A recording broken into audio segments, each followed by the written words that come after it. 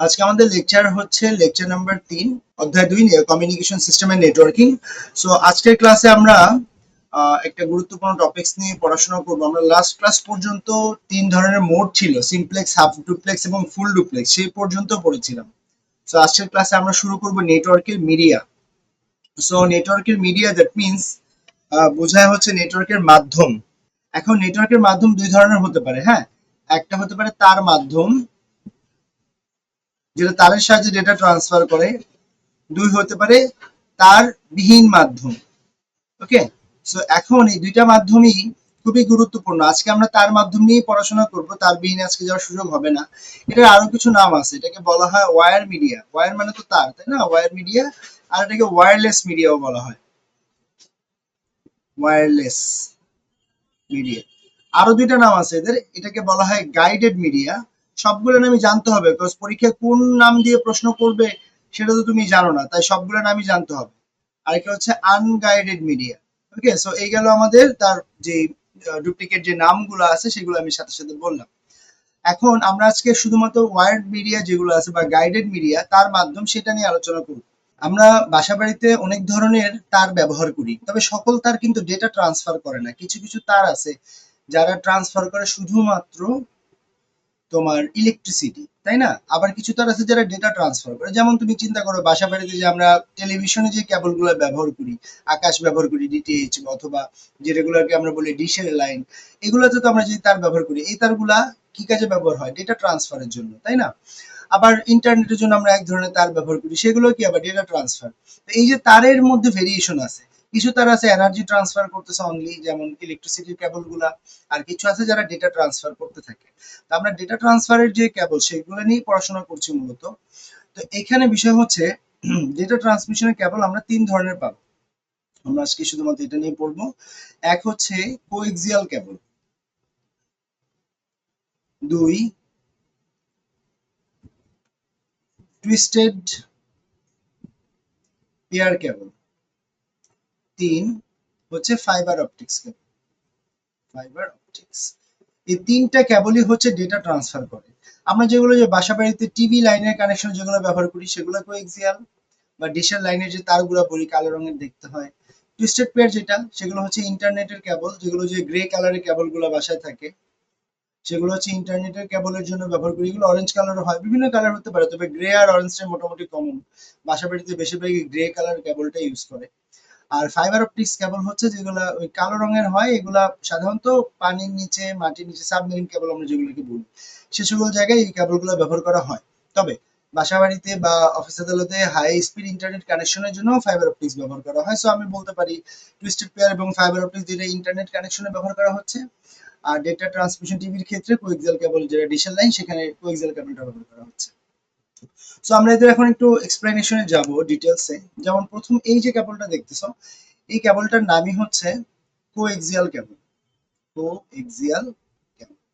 আচ্ছা, এই কেবলের যদি আমরা একটু স্ট্রাকচারটা দেখি, যেটাকে আমরা বলি গঠন বৈশিষ্ট্য, এর বাইরে একটা কালো রঙের আবরণ থাকে, এটাকে আমরা বলি জ্যাকেট। যেহেতু সব থেকে বাইরে বলা হয় আউটার জ্যাকেট।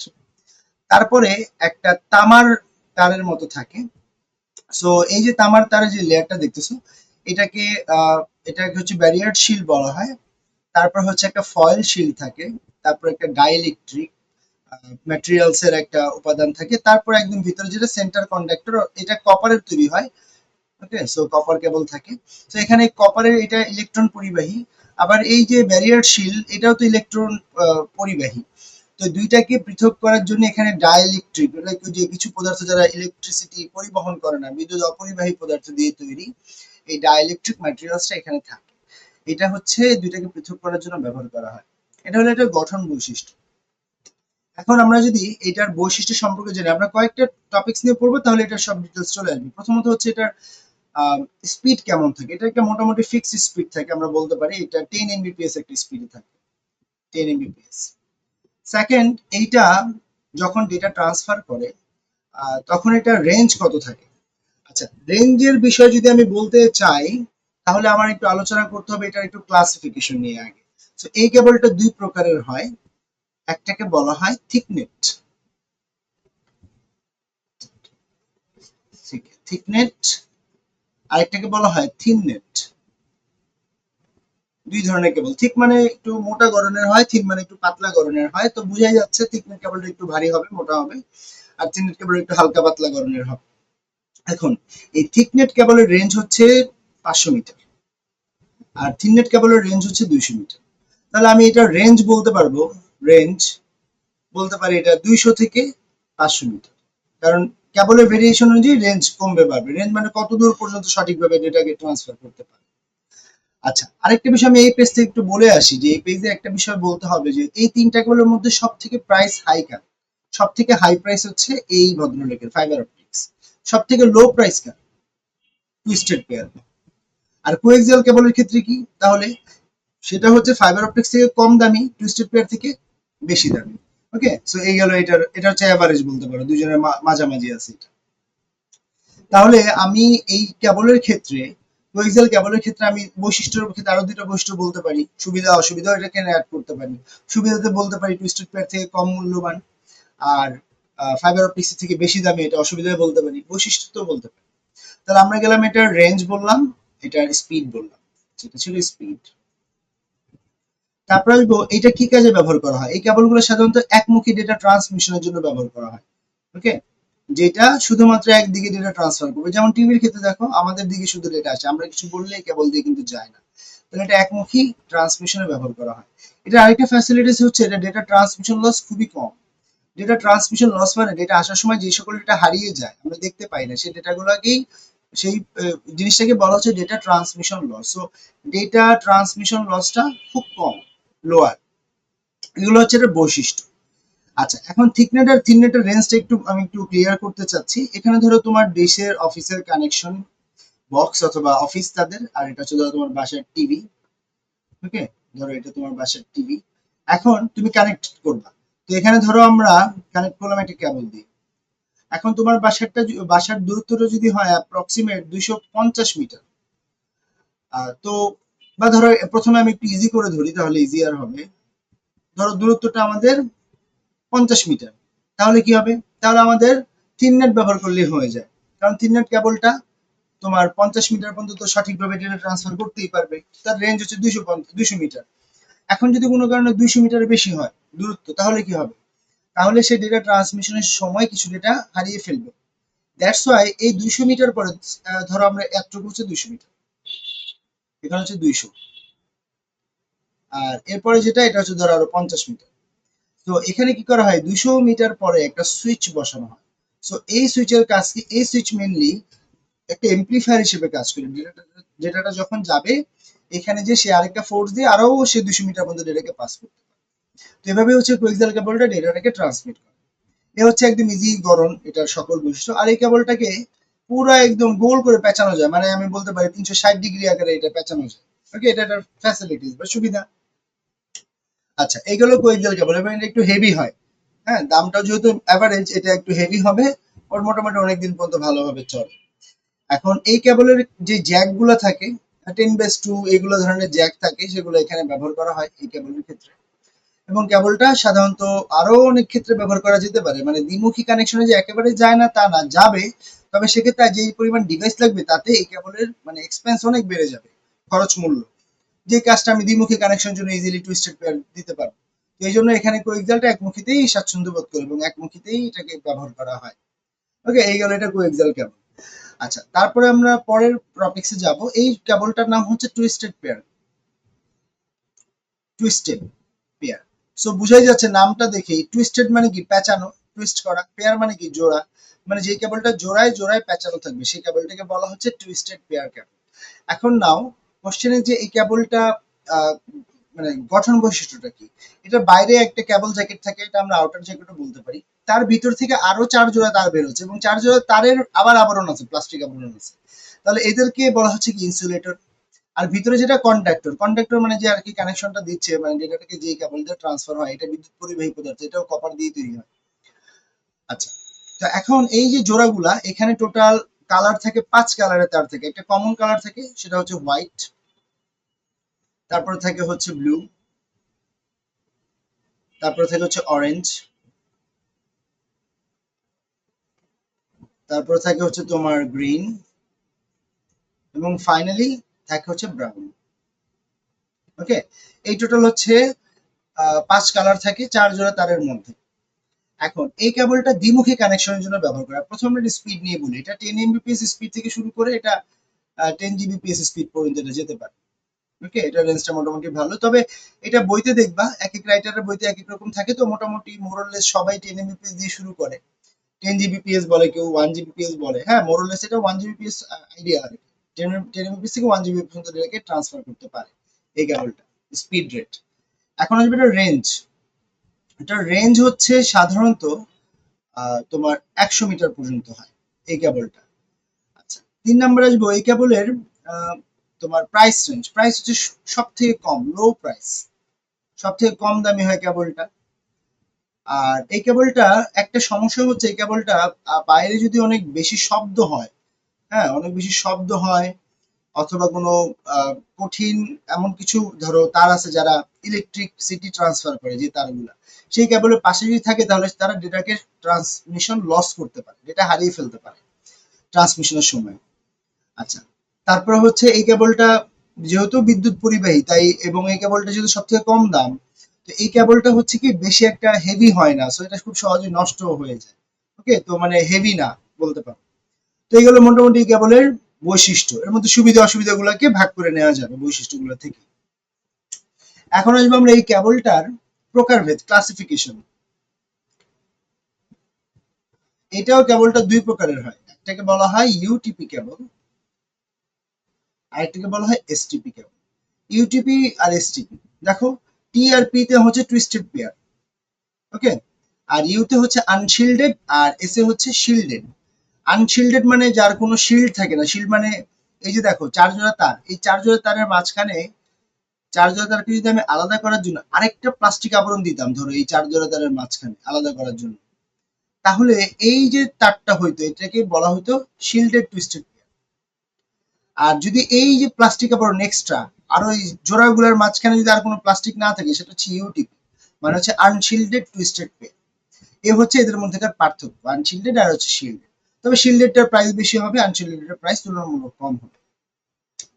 ওকে, আর এই কেবলটাও যদি একই রকম ভাবে তুমি যদি একটা ইন্টারনেট অফিস থেকে তোমার বাসার কম্পিউটারের মধ্যে কানেক্ট করতে চাও, তাহলে এই কেবলটা যদি তুমি বাসার দূরত্ব 100 মিটারের বেশি হয় তাহলে তোমার সুইচ বসাতে হবে। ফর এক্সাম্পল যদি 150 মিটার হয়, তাহলে এই 100 মিটার জায়গা তারপর একটা সুইচ, এই সুইচটা এমপ্লিফায়ারের মতো কাজ করে এটাকে আবার বুস্ট আপ করবে, এটা আরো 100 মিটার পর্যন্ত যেতে পারবে।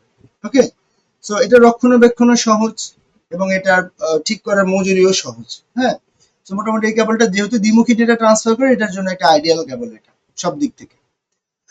ওকে, এটা গেল আমাদের টুইস্টেড পেয়ার। তো ফাইনালি আমরা যেটা পড়বো সেটা হচ্ছে fibre optics. So fibre optics cable জিনিসটা কি? দেখো এটা গঠন বৈশিষ্ট্য একটু ভালো করে খেয়াল করো। এই কেবলটা একটা প্লাস্টিক আবরণ আছে, তারপরে তো এখান দিয়ে অনেকগুলো কেবল আছে এবং প্রত্যেকটা কেবল দিয়ে কি বেরোচ্ছে? আলো বেরোচ্ছে। সো ফাইবার মানে আঁশ, অপটিক্স মানে গ্লাস। এই কেবলটা এরকম গ্লাসের আঁশের মতো, মানে খুবই নিখুঁত পাতলা পাতলা গ্লাসের মতো তৈরি হয় কেবলটা। অনেকগুলো এরকম ছোট ছোট চিকন চিকন গ্লাসের মতো কেবল থাকে, আর এটা দিয়ে আলো ট্রান্সফার হয়। দেখতে তো এরকমই মনে হচ্ছে, তাই না? আচ্ছা, এখন এই কেবলটা কিভাবে কাজ করে এবং কি কি আছে সেটা একটু দেখি। এখানে যদি খেয়াল করো যে এই কেবলটার টোটাল বাইরের যে আবরণ, এটাকে আমরা বলি অ্যাজ ইউজুয়াল আউটার জ্যাকেট। তারপরে থাকে একটা স্ট্রেংথ মেম্বার, যেটা হচ্ছে কেবলটাকে শক্তিশালী করে। তারপর হচ্ছে কোটিং থাকে একটা এক্সট্রা। তারপরে থাকে ক্ল্যাডিং, তারপরে থাকে কোর। মেইনলি এই কোর দিয়েই তোমার এই লাইট সিগন্যাল ট্রান্সফার হয়। আর ক্ল্যাডিংটা যদি এখান থেকে কোনো লাইট বাইরে বেরোতে যেতে চায়, সেটা আবার ক্ল্যাডিং আটকে দিয়ে আবার পাস করে দেয় ভিতরে। হ্যাঁ, এগুলো হচ্ছে গ্লাসের তৈরি হয়, আর এগুলো হচ্ছে বিভিন্ন স্ট্রেংথ মেম্বার এবং জ্যাকেট ট্যাকেট দিয়ে এগুলো ফিল আপ করা হয় যেন তারটা সহজে ভেঙে না যায়। ওকে, আচ্ছা, এখন এই কেবলটা নিয়ে একটু পড়াশোনা করি। এই কেবলটা পড়তে হলে আমাদের একটা আলোর বেগ জানতে হবে। আমরা কিন্তু জানি যে আলোর বেগ হচ্ছে কত? আলোর বেগ সব থেকে হাই না? আলোর বেগ হচ্ছে 3 ইন্টু 10⁸ মিটার পার সেকেন্ড, মানে আলো 1 সেকেন্ডে 30 কোটি মিটার পথ অতিক্রম করতে পারে। এবং এই কেবলটা এটার জন্য এত দ্রুত ডেটাকেও ট্রান্সফার করে, কারণ এই কেবল দিয়ে ডেটাগুলা যায় কোনো অ্যানালগ সিগন্যালে যায় না, এগুলো যায় হচ্ছে সব লাইট সিগন্যাল। আচ্ছা, সো আমরা এটা স্পিড নিয়ে আগে কথা বলি। এটা স্পিডটা 10 Mbps থেকে শুরু করে। ইয়েস, এটা 100 Gbps পর্যন্ত যেতে পারে, মতভেদ থাকতে পারে। এক একজনের মানে রাইটারের ভেদে। আচ্ছা, তারপর হচ্ছে এই কেবলটা রেঞ্জ কত? তো 2 কিলোমিটার থেকে সাধারণত এটা 100 কিলোমিটার পর্যন্ত ডেটাকে ট্রান্সফার করতে পারে। মানে স্টার্টিং রেঞ্জ 2 কিলোমিটার হইলো, এটা 100 কিলোমিটার মানে একদম হিউজ দূর কিন্তু, হ্যাঁ। সো মোটামুটি অনেক দূরত্বে সে নির্বিঘ্নে ডেটা ট্রান্সমিশন লস ছাড়া ডেটাকে সেন্ড করতে পারে। 3 নাম্বার হচ্ছে এই কেবলটা বাঁকানো যায় কত? এটা কিন্তু 360 বাঁকানো যায় না, কিন্তু জাস্ট 30 ডিগ্রি কোণে বাঁকানো যায়। অ্যাঙ্গেলটা অনলি 30 ডিগ্রি, অনেক বেশি কিন্তু অ্যাঙ্গেল না এই কেবলটা। সো বেশি বাঁকালে ভেঙে যেতে পারে, এই জন্য এই কেবলটা কম বাঁকানো যায়। তারপর আসবে এটার আগেরটাতে একটু আমরা একটু দেখে আসি। আচ্ছা, এটার প্রাইসিং এ আসি। এটার প্রাইস হচ্ছে সব থেকে হাই প্রাইস, এক্সপেন্সিভ।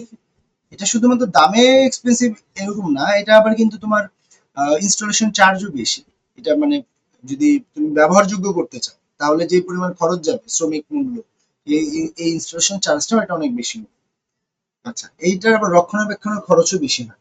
আর এগুলো সাধারণত পানির নিচে, মাটির নিচ দিয়ে যায়, এক দেশ থেকে আরেক দেশে যায় পানির নিচ দিয়ে, যেন ডেটাকে দ্রুত ট্রান্সফার করা যায়। আচ্ছা, ক্লাসিফিকেশন আসলে এই কেবলটা সাধারণত তোমার 3 প্রকারের হয়। আচ্ছা, আমি 3 প্রকারের নাম পরে আমি ডিসক্রাইব করবো, আগে কেবলটা কিভাবে কাজ করে সেটা একটু বলতে হবে। ধরে নাও তুমি বাংলাদেশ থেকে কারোর সাথে কথা বলছো, তো যার সাথে কথা বলতেছো সে ধরো ইউএসএ তে আছে। এখন এই যে তুমি কমিউনিকেটটা তাদের মধ্যে করবা, এখন এইখান দিয়ে তোমার ধরো এটা ফোন, ধরো এটা তোমার ফোন, তো এখানেও এটা তার ফোন, কমিউনিকেট যে করবা, তুমি ধরো একটা ভয়েস পাঠাইলা, তো তুমি ধরো সেন্ড করলে একটা ভয়েস সিগন্যাল, তো ভয়েস সিগন্যালটা মাইক্রোফোন দিয়ে তোমার ফোনের মধ্যে ইন করলো। এখন এই ভয়েস সিগন্যালটাকে তো এই কেবল দিয়ে পাঠানো যাবে না, তাই না? তো প্রথমে যেটা করা হয়, ভয়েস সিগন্যালটাকে মোবাইল এটাকে ইলেকট্রিক্যাল সিগন্যালে কনভার্ট করে ফেলে। কনভার্ট করে তোমার রাউটার অথবা তুমি যে কেবল ব্যবহার করো এই সকল কেবল দিয়ে সেটাকে পাঠায় দেয় বাংলাদেশে। যে ধরো এটা ধরো বাংলাদেশের সীমান্ত, এই সীমান্তে যেখানে কেবল কানেক্ট আছে ফাইবার অপটিক, সেখানে পাঠিয়ে দেবে। এখন এইখানে যে কি হবে, দেখো আমি কিন্তু পাঠিয়েছিলাম ভয়েস সিগন্যাল আমার থেকে, সেটা মোবাইল কনভার্ট করে করে ফেলছিল ইলেকট্রিক্যাল সিগন্যাল। এটা সে একটা কেবল দিয়ে, এটা হতে পারে টুইস্টেড পেয়ার কেবল দিয়ে সে ধরো পাঠিয়ে দিল, বা ওয়্যারলেস ভাবে সেটা পাঠিয়ে দিল বাংলাদেশের সীমান্তে। এখন এই কেবলটা তো এখনো আর অনেক দূর যেতে হবে ডেটাটা। তো এখানে কি হয়, এই যে কনভার্টার, এটা আবার কানেক্টেড আছে হচ্ছে এখানেই আমার মেইনলি ফাইবার অপটিক্স কেবলটা আছে। ওকে, এই হচ্ছে আমার ফাইবার অপটিক্স কেবল ধরো। এখন এই যে ফাইবার অপটিক্স কেবলটা এখানে কানেক্ট আছে, এই কেবলটা যখন এখানে ইলেকট্রিক্যাল সিগন্যালটা সেন্ড করলো বাংলাদেশ সীমান্তে, এটা তো ফাঁকা গ্লাস, তাই না? দেখো এটার মধ্যে কিন্তু কোনো তার নাই, কপারের তামার তার নাই। তাহলে এখান দিয়ে ইলেকট্রিক্যাল সিগন্যাল যাবে কেমনে? আমার তো ইলেকট্রিক্যাল সিগন্যাল পাস করতে হলে বিদ্যুৎ পরিবহন করে এমন পদার্থ, যেমন কপার বা আয়রন, লোহা, এই ধরনের জিনিস লাগে। বাট এখানে তো এই ধরনের কিছু নাই। তো এখানে যেটা হয়, এখানে একটা কনভার্টার বসানো থাকে।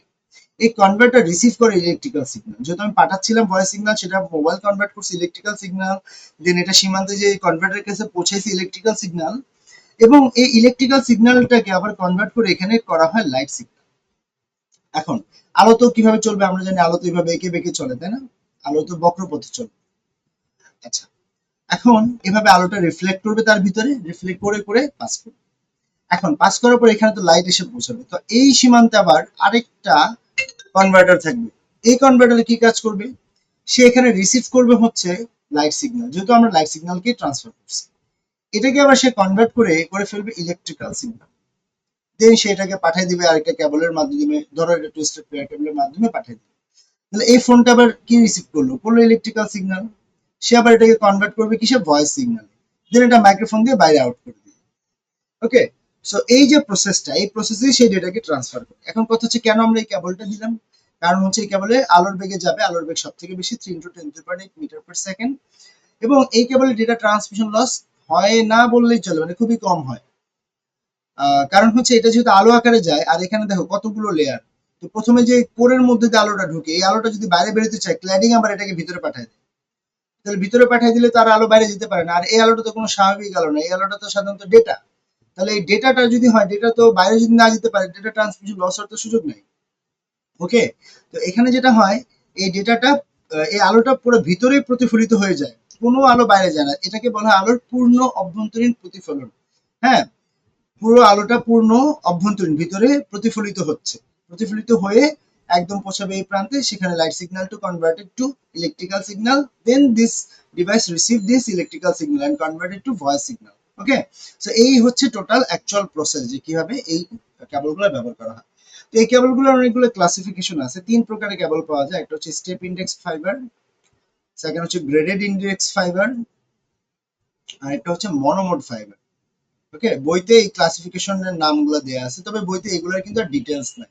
যেমন তুমি ওইখানে যে ডিটেলস গুলো পাইছো এখানে সেই ডিটেলস গুলো নাই। Step index, graded index and monomode, এই তিনটা বিষয়ে আছে। সো এই তিনটা জাস্ট নাম জানলেই হবে, এগুলো দিয়ে পরীক্ষায় তেমন কোনো প্রশ্ন আসে না। তবে কোয়েক্সেল কেবলের কার্যপ্রণালীটা কিন্তু আসে যে কিভাবে সে ডেটাকে ট্রান্সফার করে, তার বৈশিষ্ট্যগুলো। তোমাদের বইয়ের শেষের অংশে দেখবা মানে এই তিনটা কেবলের পরে একটা চার্ট দেওয়া আছে, তিনটা কেবলের কম্পারিজনের একটা চার্ট দেওয়া আছে, তুলনা বৈশিষ্ট্য। সো সেই চার্টটা দেখলে আরো ক্লিয়ার হয়ে যাবে, আমি তো এগুলো লিখেই দিলাম পয়েন্ট আউট করে।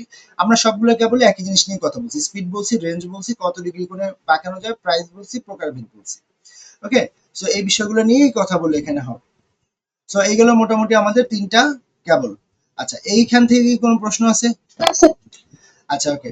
সো লামিয়া, আমি তো তুমি তো একটু লেট করে আসছো, আমি তো দুইটা কেবল পড়ায় ফেলছি তুমি লেট করার ফলে, যেমন টুইস্টেড পেয়ার আর হচ্ছে কোয়েক্সেলটা পড়ায় ফেলছি। সো আমি লেকচারটা আপলোড করলে এখান থেকে একটু দেখে নিও ম্যাডাম। হ্যাঁ, আর এগুলো বাসায় একটু ভালো করে পড়তে হবে, কারণ এই কেবলগুলো থেকে কিন্তু প্রচুর প্রশ্ন হয়, প্রচুর প্রশ্ন আসে পরীক্ষায়। সো এটা একটু ভালো করে দেখে নিবা।